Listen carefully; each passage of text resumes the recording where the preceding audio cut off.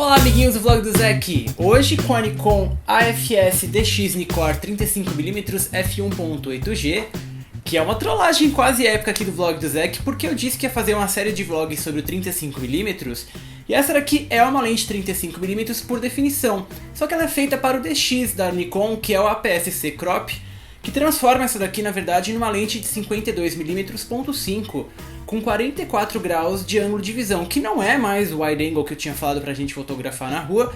Essa daqui se torna aí uma opção dos 50mm para quem quer ter aquele look, né, com uma compressão de perspectiva mais própria para retratos ou mesmo trabalhar na rua. Vamos começar aqui então abrindo a caixa, que é aqui um kit completo, né, para variar da Nikon, que mesmo nas séries mais básicas eles incluem o HUD e o pouch, né? Eu acho que eu nem abri ainda o HUD e o pouch tá aqui dentro. Vem a papelada de sempre aqui, né? 5 anos de garantia da Nikon.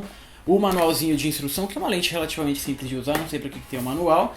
E aqui dentro nós temos a nossa Nikon AFS DX Nikkor. Essa daqui que é uma lente de entrada $200 só, veio lá da Academy Photographic de Chicago, junto com as últimas duas lentes que eu falei aqui no vlog. E essa daqui é a nossa lente. Vamos tirar aqui do saquinho, né, que você vê o equipamento novo, assim que vem na caixa, uma delícia de tirar do saco. E essa daqui é a Nikon AFS Nikkor DX35 f1.8G. Bom, a primeira coisa que você nota é que é uma lente extremamente compacta, né? Em apenas 200 gramas, ela também não é das mais pesadas. Aliás, é uma das mais leves que a gente já viu aqui no vlog do Zé, tirando os outros sistemas, por exemplo, o mirrorless. É um prazer de carregar na rua, tanto aí no seu corpo mais profissional, full frame feito de metal, quanto os de plásticos da série mais simples, como o D3200 ou o D5200. Aqui também é uma lente extremamente simples, né, que tem aqui na frente, aqui atrás você tira os seus caps, né, ela não tem nada, não é tão protuberante o elemento frontal, e ele também não é lá pra baixo, né, ele não tem um HUD embutido, como eu sempre comento, por exemplo, na 50mm. E uma lente aqui de operação extremamente simples. Ela tem aqui um switchzinho do MA, que é o manual alto, ela tem o override porque ela trabalha com o sistema SWM, aquele motor Silent Wave Motor da Nikon, que ela é extremamente rápido, preciso e silencioso, né? Interessante aí para quem está fazendo vídeo, que essa daqui não faz barulho quando você faz isso.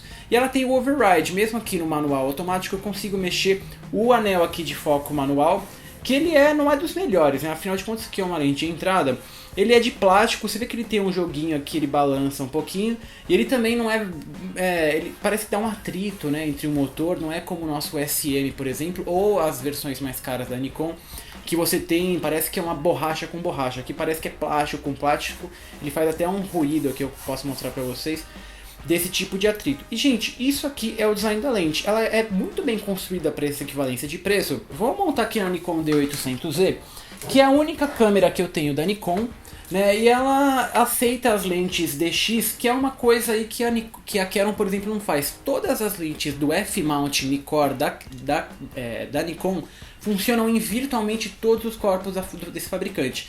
Que é diferente lá na Canon, que a gente simplesmente nem monta as EFS ou a mesma ZFM no mount EF, que é o full frame. Aqui ela funciona, né? Todos os corpos full frame da Nikon também tem um modo DX, que vai usar só o centro do quadro, e ela também funciona aí no modo FX. Você vai perder, obviamente, os cantos do quadro, porque essa lente foi pensada para o sensor menor, mas a gente vai ver na qualidade de imagem que é possível em algumas situações usar uma lente DX num corpo FX. Bom, essa aqui é a lente que eu queria mostrar pra vocês, super compacto, uma delícia de carregar, você nem sente, né? São 200 gramas de 8 elementos em 6 grupos, um deles aspherical, e vamos ver o que tudo isso faz pra qualidade de imagem. Que é uma opção aí desse fabricante pra quem tem o crop e quer ter a impressão dos 50mm do full frame, que são os 44 graus de visão, e eu julgo aqui, né, uma lente de entrada, são apenas $200, com uma qualidade muito boa até excelente. Começando lá em f1.8, a gente tem boa resolução no centro do quadro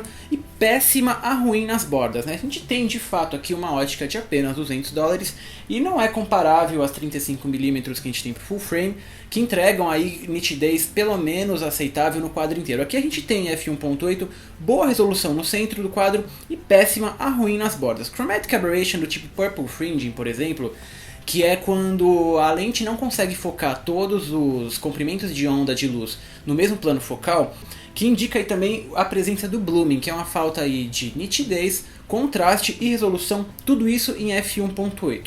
Fechando um stop quase, um pouquinho mais de um stop para o f2.8, a resolução no centro do quadro já pula para excelente, né? E nos cantos do quadro ela já torna aí quase ótima para também excelente, muito próxima aí das lentes profissionais, né? E uma presença aí, uma assertividade de você estar usando uma Prime, ela é muito superior a qualquer zoom, né? E se não fosse o Chromatic Aberration lateral, que ele é presente não muito distante do quadro, eu julgaria isso aqui já como impecável. E ainda existem sinais de purple fringing porque essa lente aí em f2.8 ela ainda está ganhando resolução. De f4 até f5.6, absolutamente impecável a nitidez no quadro inteiro. Outras características que chamaram a atenção é a distorção geométrica, afinal a gente está falando de uma lente 35mm de baixo custo, então qualquer linha que tiver ao redor do quadro ela tem distorção do tipo barrel, que parece ter uma bolha inflando.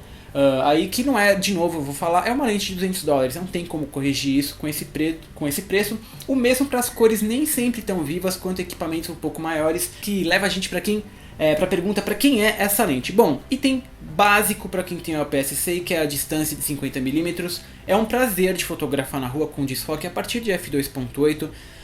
Luminosidade 4 vezes maior que qualquer zoom, sem chegar lá no 50mm 1.8G, que eu já acho que é uma lente muito apertada no crop. E esse daqui é o vlog do Zack com a Nikon AFS-DX Nikkor 35mm f1.8G, que é uma trollagem, né? Eu falei que ia falar, foi ótimo. Eu disse que ia fazer uma série de vídeos sobre os 35mm, e essa lente é 35mm, só que ela é pro DX, transformando aí numa 52.5, que é muito bacana na rua, né? Você que tem uma câmera tipo D3100, 3200, 5100, 5200 ou mesmo as D7000, eu achei que é um no-brainer para quem quer ter esse tipo de distância. São 4 vezes mais luminosidade de qualquer zoom e, né, estamos falando de uma Prime, nitidez impecável no quadro todo, tirando, lógico, algumas características de uma lente de baixo custo, como o Chromatic Aberration e a distorção geométrica. Vamos mandar o abraço que eu sempre mando aqui no vlog do Zack, que lá no Facebook quem me pediu foi o Dunga Soul, no YouTube foi o Guilherme Oliveira, o Kaique Longo, o Dedi Teles, o Márcio Martins, o Floto Vlog Studios, o Willenaldo Almeida, o Euri Fernandes e o José Antônio Lopes.